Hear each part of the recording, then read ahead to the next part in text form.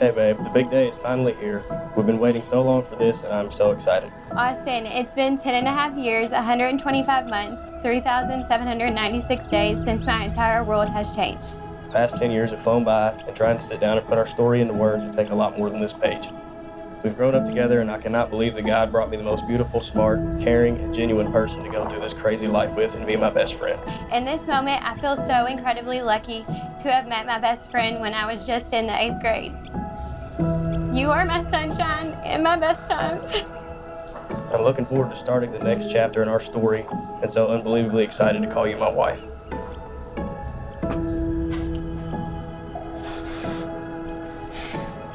We have experienced so many seasons of life together already.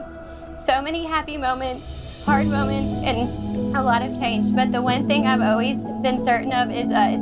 You are my greatest blessing from heaven and are far more than I could ever imagine. I know all of the days I have with you as my husband will be the brightest moments of my life. The best is yet to come. I love you so much.